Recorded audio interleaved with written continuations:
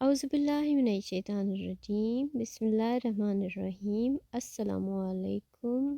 آج کا ہمارا ٹاپک ہے صبر۔ انسان کو اس بات پر صبر کرنے کے لیے کہا گیا ہے جو اسے پسند نہ ہو اور جس کا وہ جانا ناگزیر ہو۔ ہر وہ عمل جو ہمیں برداشت کرنا پڑے صبر کے ذیل میں آتا ہے۔ انسان کو صبر کی تلقین کی گئی ہے اس لیے کہ یہ زندگی ہماری خواہشات کے مطابق کبھی بھی نہیں ہوتی۔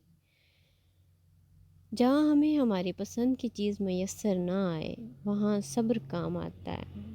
جہاں ہمیں ناپسندیدہ واقعات اور افراد کے ساتھ گزر کرنا پڑے وہاں بھی صبر ہی کام آتا ہے۔ صبر کا نام آتے ہی اذیت کا تصور آتا ہے، ناپسندیدہ زندگی قبول کرنے کی اذیت یا اپنی پسندیدہ زندگی ترک کرنے کی اذیت۔ کوئی زندگی ایسی نہیں جو اپنے آرزو اور اپنے حاصل میں مکمل ہو یا برابر ہو۔ کبھی آرزو بڑھ جاتی ہے تو کبھی حاصل کم رہ جاتا ہے۔ صبر کا خیال اس بات کی دلیل ہے کہ انسان جو چاہتا ہے وہ اسے ملا نہیں۔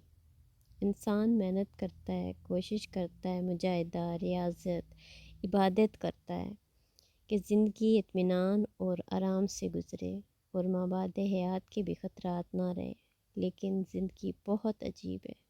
اس میں جب کوئی مقام حاصل ہوتا ہے، پسندیدہ مقام، تب بھی ہمیں یہ احساس ہوتا ہے کہ کہیں نہ کچھ رہ گیا ہے یا کہیں نہ کچھ غیر ضروری اور غیر مناسب شے زندگی میں شامل ہو گئی ہے۔ بس ایسی صورت میں انسان بے بس ہوتا ہے اور صبر کے سوا کوئی چارہ نہیں ہوتا۔ تلقین یہی ہے کہ ہو جانے والے واقعات پر صبر کرو۔ صبر کا مقام اس وقت آتا ہے جب انسان کو یقین آ جائے کہ اس کی زندگی میں اس کے عمل اور اس کے ارادے کے ساتھ ساتھ کسی اور کا امر اور ارادہ بھی شامل ہے۔ اپنے حال میں دوسرے کا حال شامل دیکھ کر انسان بہت گھبرا جاتا ہے۔ جب اسے ایک اور حقیقت کا علم ہوتا ہے کہ اس کے ارادے اور اس کے عمل میں اس کے خالق و مالک کا امر شامل ہے اور کبھی کبھی یہ امر ایک مشکل مقام سے گزرنے کا امر ہے، تو انسان سوچتا ہے کہ اگر بات اپنی ذات تک ہو تو بدلی بھی جا سکتی ہے، لیکن اگر فیصلے امر مطلق کے تابع ہیں تو ٹل نہیں سکتے۔ یہاں سے انسان اپنی بے بسی کی پہچان شروع کرتا ہے۔ بے بسی کے آغاز سے صبر کا آغاز ہوتا ہے۔ خوشی میں غم کا دخل، صحت میں بیماری کا آ جانا، بنے ہوئے پروگرام کا معطل ہونا، کسی اور انسان کے عمل سے ہماری پرسکون زندگی میں پریشانی کا امکان پیدا ہونا، سب صبر کے مقامات ہیں۔ تکلیف ہمارے اعمال سے آئے یا اس کے حکم سے مقام صبر ہے، کیونکہ تکلیف ایک اذیت ناک کیفیت کا نام ہے۔ تکلیف جسم کی ہو بیماری کی شکل میں یا روح کی تکلیف ہو احساس مصیبت یا احساس تنہائی یا احساس محرومی کی شکل میں، مقام صبر ہے۔ انسان جس حالت سے نکلنا چاہے اور نکل نہ سکے وہاں صبر کرتا ہے۔ جہاں انسان کا علم ساتھ نہ دے، انسان کی عقل ساتھ نہ دے اور اس کا عمل اس کی مدد نہ کر سکے، وہاں مجبوری کا احساس اسے صبر کے دامن کا آسرا تلاش کرنے کی دعوت دیتا ہے۔ صبر کا تصور دراصل صرف مجبوری ہی کا احساس نہیں، صبر کے نام کے ساتھ ہی ایک اور ذات کا تصور واضح طور پر سامنے آتا ہے کہ ہم اپنی زندگی میں سب کچھ نہیں کر سکتے۔ ہم اپنی زندگی کے مالک ہو کر بھی مالک نہیں ہیں مکمل طور پر۔ ہم مختار ہو کر بھی مختار نہیں ہیں۔ ہم قدرت رکھنے کے باوجود بھی قادر نہیں ہیں اپنی زندگی پر۔ ہم اور ہماری زندگی ہزاروں اور زندگیوں کے دائرہ اثر میں ہیں۔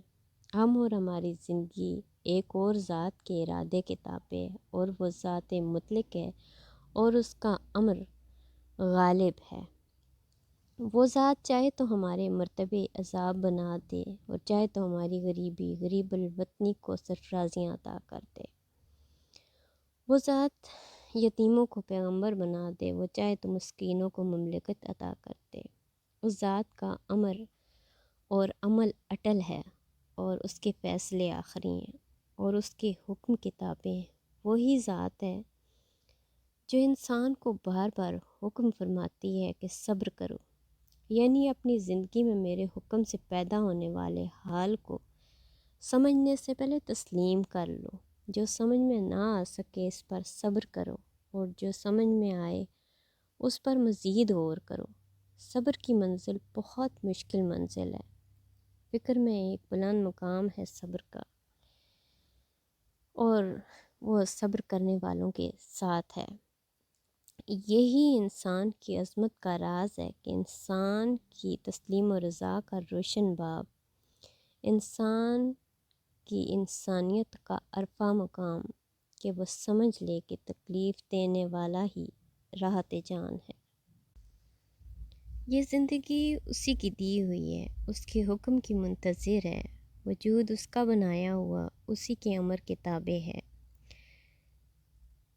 صبر کرنے والے اس مقام سے آشنا کرا دیے جاتے ہیں کہ تکلیف دینے والا ہی صبر کی توفیق دے رہا ہے۔